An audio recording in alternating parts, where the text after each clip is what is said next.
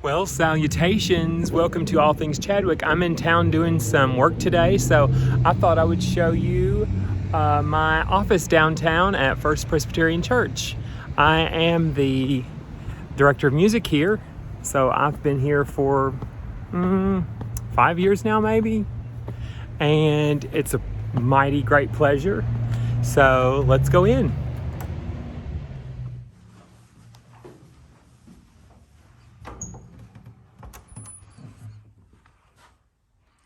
Welcome to the sanctuary.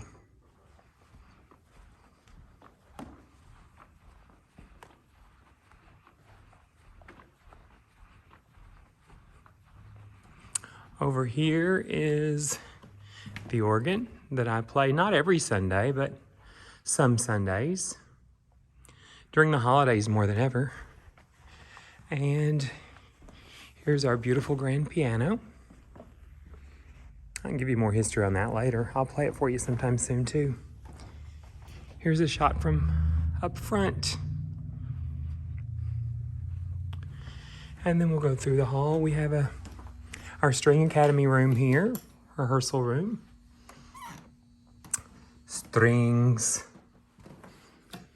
Our handbell is over there, handbell room.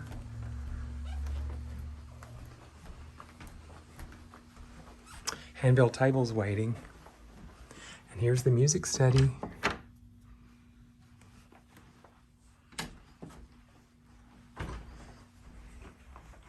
Boom, boom, boom. Here's where a lot of my action happens, is in this room, my study. I have a piano here too. So let's talk about my history with church. So welcome to my office here at First Presbyterian Church.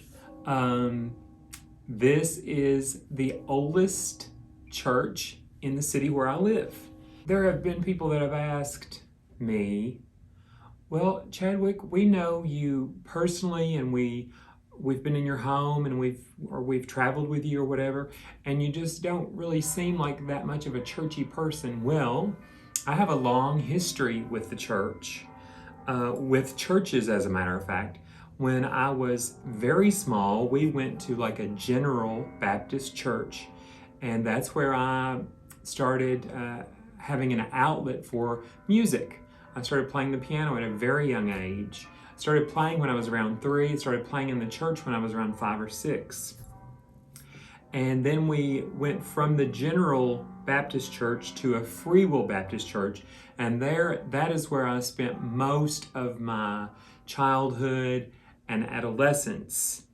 And when I was in high school, probably a senior in high school, I was offered a position at a Methodist church here in town, Faith United Methodist Church, and I was there for about a year. And from there, I went to Emmanuel Baptist Church, a larger Southern Baptist church here in this area. And then I went to a Vineyard Workers Church for a short period of time. And then from there, not much time passed because I was kind of spreading my wings a little bit and doing a lot of searching. I went from there to the African Methodist Episcopal Church, and I was there for 13 years, almost 14 years, and that's in a neighboring city about 40 miles from here. So after 13, almost 14 years, I received a call from someone who has become a very good friend of mine, but whom I did not know prior to the day he phoned me. And he had an invitation to come be the minister of music here at First Presbyterian Church. So I came and met with him, and indeed thought that it was a good decision to come back to a church here in a community that was very close to where we live, about 5 minutes away from where we live. So it wasn't an easy decision, but it's been a wonderful decision. I've been here about 5 years. So at First Presbyterian, as you may well have guessed, I'm not an incredibly religious person. I would say that I'm a very spiritual person, but religion, and some of you may agree with this and some of you may disagree, religion can be a beautiful thing that is very healing and lovely and wonderful, and it can also be very damaging and hurtful.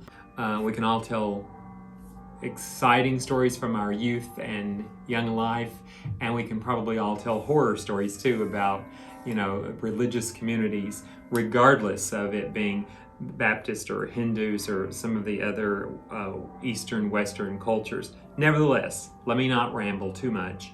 Many years ago, I thought, well, what am I? Well, I don't necessarily subscribe to any religion, but if I had to explain what I most closely line up with, and a few of my close friends know this and have known for 15, 20 years now, but what I most closely align with is the Unitarian community, the Unitarian Universalists.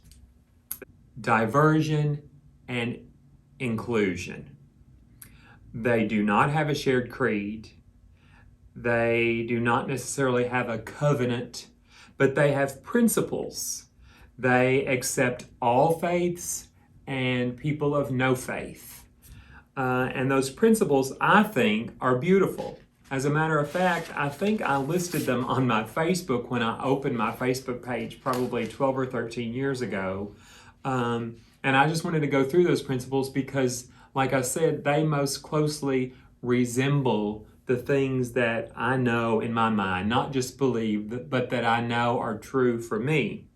First principle being the inherent worth and dignity of every individual.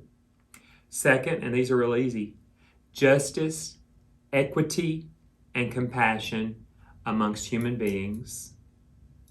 Third, acceptance of one another and encouragement to grow in whatever community or congregation you're in, whether it's spiritual growth or otherwise. 4, a free and responsible search for truth and meaning. And that does not just mean in religion, in the meaning of life.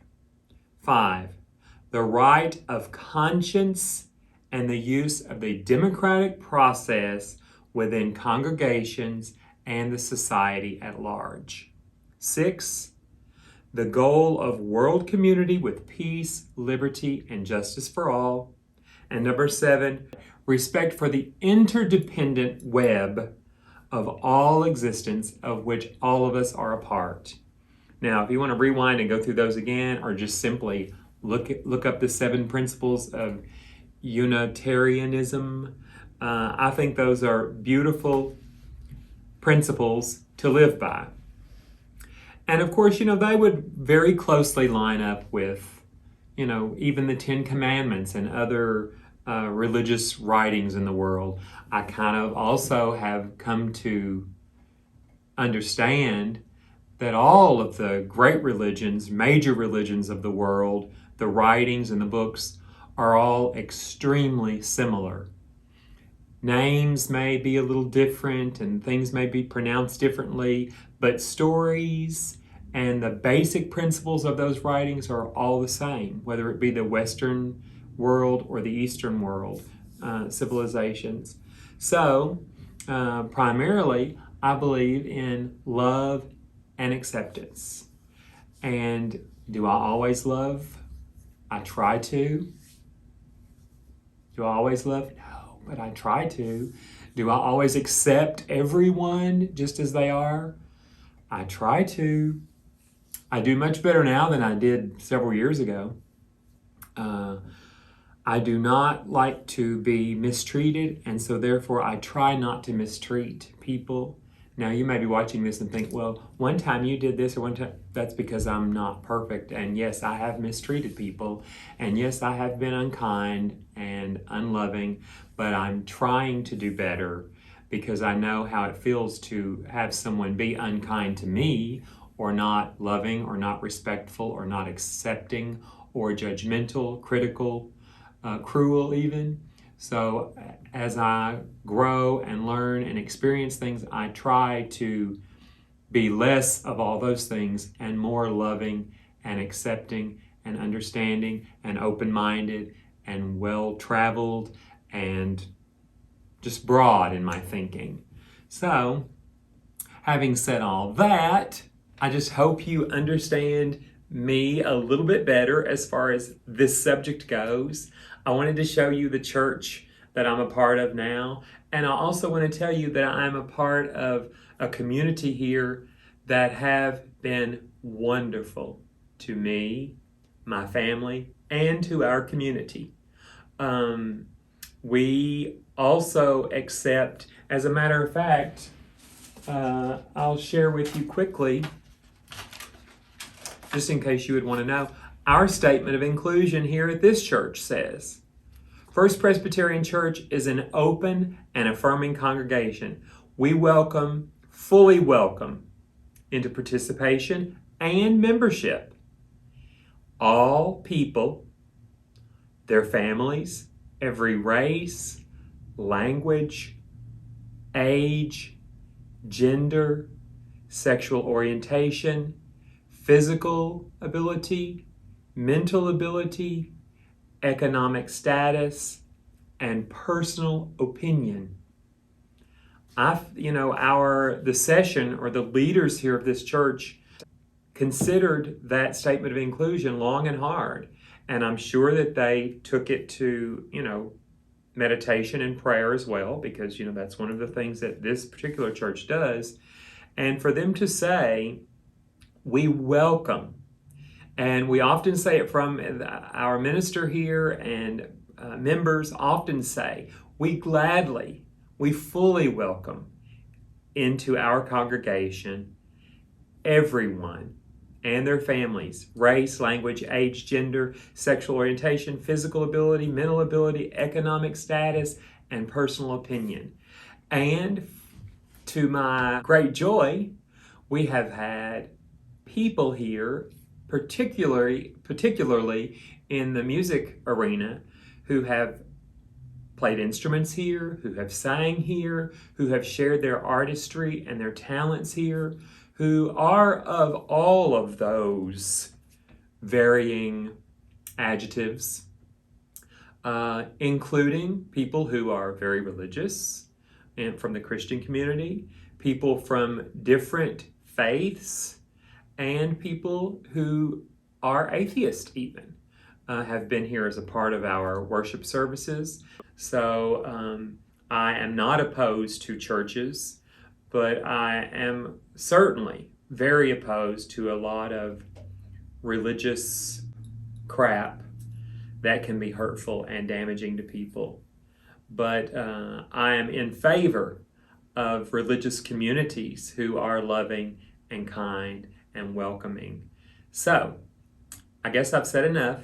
I'm going to take you in the sanctuary, and I'm going to play you a little song, and I may talk through it, and then I'm going to bid you adieu. So when I first came to this church, there was a nice spinet piano that sat here, and eventually we decided to look for a larger piano.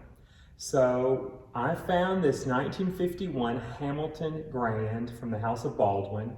It's in a mahogany case with burl inlay, and an anonymous donor bought the piano for the church, and we have used it since then, which has been about 3 or 4 years now. And it does have a dated tone to it, which I find particularly appealing. It's beautiful.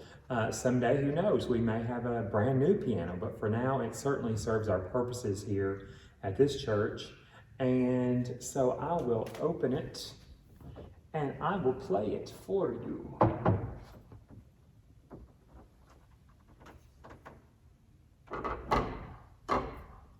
Like I said, and I can show you a little close-up, the music stand is so beautiful.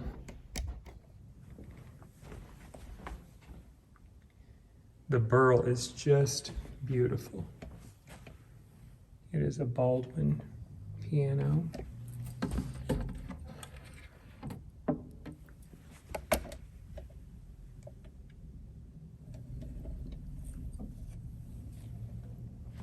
So let's hear it. A little side note, I started taking piano lessons here in this community from Mr. Gene Husky when I was probably 10 or 11 years old. He was over at Glasgow Baptist Church, for those of you that know this area, big church here downtown in Glasgow. And I took from him for probably about a year. I did not enjoy it because I did not enjoy learning to read music. I just wanted to play by ear. And then I took lessons, I continued lessons as a teenager from Rachel Depp for quite some time. And then I won't go through all the people that have played a role in my music education, but there were several other people that did play an important role in educating me. And I have yet to become the sight reader that I wish to be, but I have fortunately been able to become a good reader and incorporate a lot of my ear ability. And I have some wonderful students, and some of them as well enjoy incorporating their innate abilities for, their ear for music. So let me just play a little piece called the theme from Love Story, Where Do I Begin?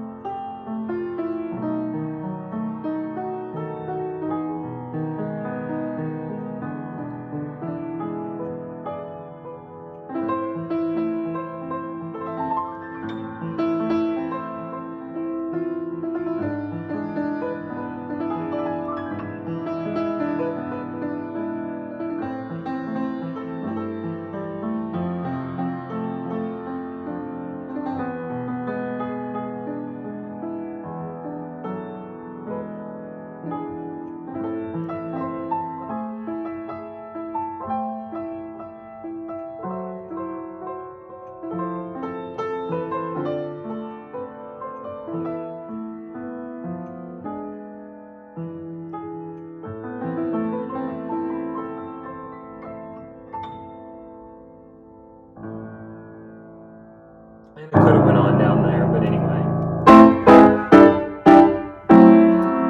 And I made a few mistakes, but I always do. And that's what I tell my students. Practice makes progress, not perfect. I am not perfect. I make mistakes. So thanks for visiting me at one of my jobs today.